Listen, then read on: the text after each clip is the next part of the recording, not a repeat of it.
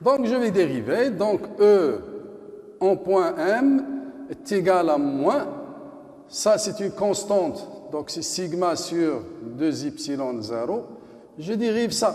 La dérivée de ça, c'est la dérivée de la fonction. Hein? On a ici, la dérivée de ça, c'est 2z multiplié par 1 demi multiplié par r carré plus z carré 1 demi moins 1. OK? Même chose ici, c'est moins la dérivée. Ce qui est à l'intérieur, c'est 2z multiplié par 1 demi. Et on a ici z au carré, okay, de 1 demi moins 1. Et cela est porté par le vecteur unitaire EZ. Est égal. Moins sigma sur 2y0. Je simplifie ici par 2. Et ici 1 demi moins 1, c'est moins 1 demi. Donc il me reste ici, c'est z sur r carré plus z carré à l'exposant 1 demi. Donc c'est sur racine carrée de r carré plus z carré. OK? Moins, je simplifie ici. On a ici, je simplifie par 2, il me reste z sur racine carrée de z au carré, et cela est porté par z. OK? Je pousse le calcul, donc est égal à moins sigma sur 2y0. Ici, c'est z sur racine carrée de r carré plus z carré, moins z sur la valeur absolue de z, portée par EZ. OK?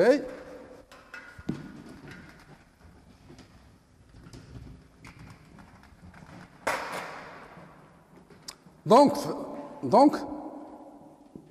E à quoi est égal, d'où le champ électrostatique M est égal à moins sigma. Donc ce moins, je peux l'introduire à l'intérieur. Il me reste ici sigma sur 2y0 facteur z sur la valeur absolue de z. Okay? Elle va me donner le signe de z.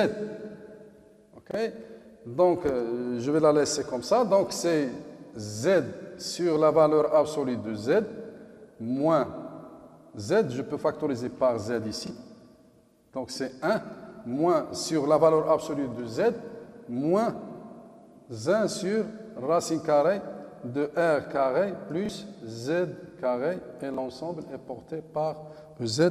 Et comme ça, on a pu déterminer le champ électrostatique à partir du potentiel électrostatique. OK? Donc, on vous demande de recalculer cette expression-là qu'on a trouvée d'une façon directe, par la méthode directe. Donc, pour cela, je vais essayer d'écrire V de M à quoi est égal à sigma sur 2 y0 facteur de racine carrée de r carré plus z carré moins la valeur absolue de z. Okay? Et on a trouvé que EM est égal à quoi est égal à sigma sur 2y0, OK? Facteur, hein, z, facteur de 1 sur la valeur absolue de z, moins 1 sur racine carrée de r carré plus z carré, OK? Et cela est porté par le vecteur unitaire EZ. Donc, on va passer au troisièmement pour déterminer E d'une façon directe. Donc, le champ E créé par un dq qui se trouve dans un ds, ça sera un champ qui est dirigé dans ce sens-là. Donc, ça, c'est D de E, qui va faire ici un angle alpha. Cet angle, il est opposé à cet angle, donc c'est le même, donc c'est alpha. Ces deux angles sont alternes, donc ils sont égaux. Okay? Donc j'applique ici, donc DE à quoi est égal? DE est égal à DQ sur 4pi epsilon 0 R au carré porté par ER. OK? Avec DQ à quoi est égal à sigma rho d rho d phi sur 4pi epsilon 0 R au carré à quoi est égal R au carré, c'est rho carré plus Z carré. Cela porté par ER. OK? Qui est égal sigma sur 4pi epsilon 0. Ici, rho carré plus Z carré à l'exposant moins 1, d rho, d phi, ER. Donc, le champ total, à quoi est égal? Le champ total, c'est l'intégrale de DE au long de toute la surface S est égal à sigma sur 4pi epsilon 0, OK,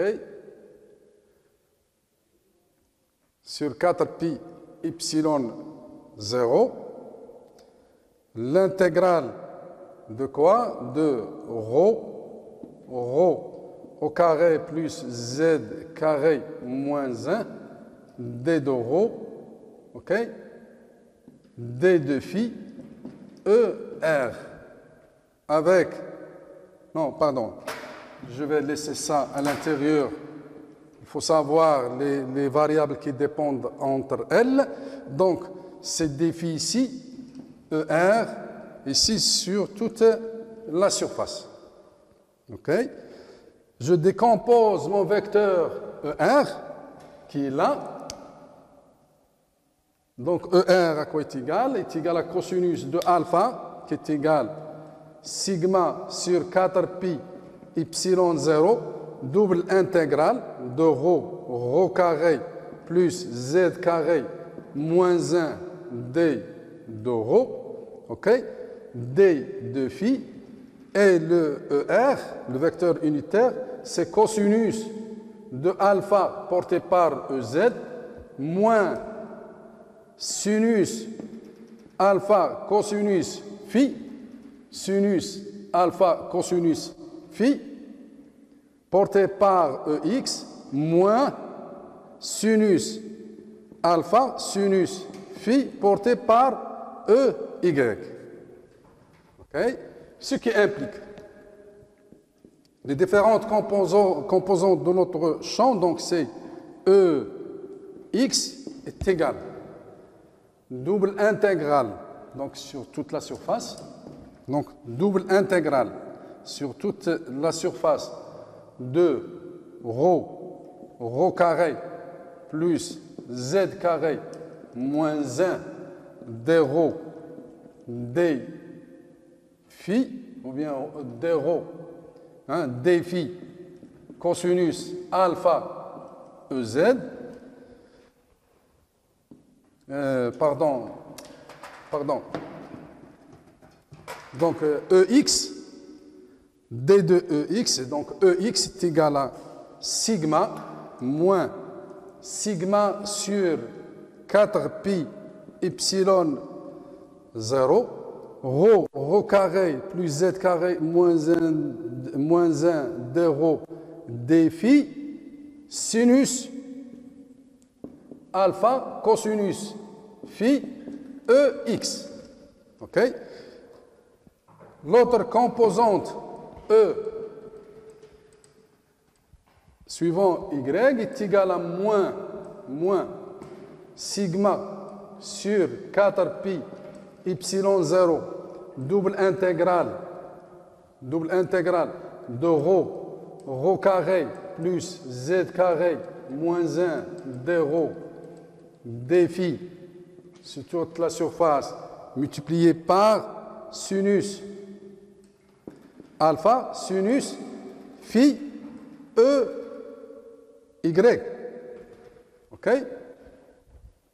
Et enfin, EZ à quoi est égal EZ?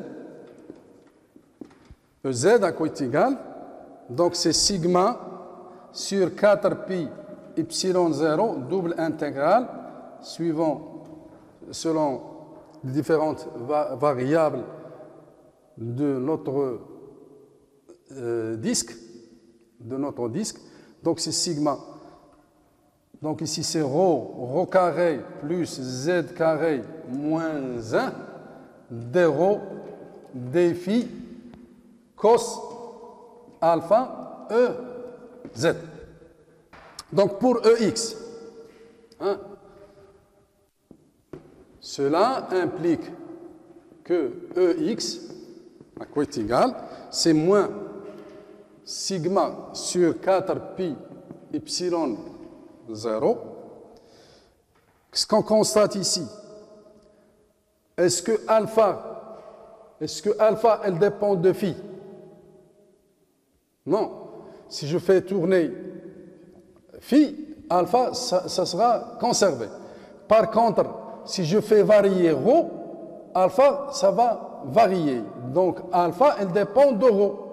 Par contre, alpha, il ne dépend pas de phi. Donc, pour cela, je vais conserver alpha avec rho. Donc, ça va me donner l'intégrale, hein, l'intégration suivant rho allant de 0 jusqu'à grand R, de quoi? De rho, ok? Rho carré plus z carré moins 1 sinus alpha d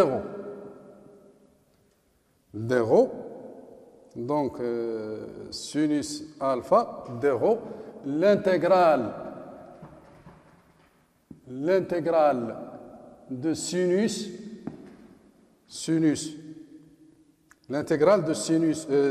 cosinus phi. On travaille ici, hein. Donc c'est cosinus phi EX, cosinus phi. Donc c'est cosinus phi entre 0 et 2pi, et tout cela est porté par EX, d phi. Okay? Donc je passe directement à cette intégrale-là. Hein? L'intégrale du cosinus, c'est le sinus. Le sinus entre 0 et 2pi, la variation est égale à 0. Donc ça est égal à 0. Et par conséquent, EX à quoi est égal à vecteur 0. Pour EY, on a EY est égal à moins sigma sur 4pi epsilon 0. L'intégration entre rho est égal à 0 jusqu'à grand R de rho carré plus z carré moins 1. OK? Sinus de alpha de rho, l'intégrale entre 0 de pi de sinus phi d phi porté par EY. De la même façon, cette intégrale est égale à 0. Par conséquent, notre champ, la composante suivante y est égale à 0. Okay? Il me reste maintenant à déterminer le champ suivant l'axe EZ. Donc EZ, à quoi est égal? EZ est égal sigma sur 4pi epsilon 0. L'intégrale rho est égale à 0 jusqu'à grand R. On a dit que alpha, elle dépend de rho, et donc elle va rester avec rho. Donc c'est rho carré plus z carré moins 1 cosinus de alpha d rho. L'intégrale Il me reste l'intégrale. Ici, c'est défi. Défi entre 0 et 2pi porté par EZ.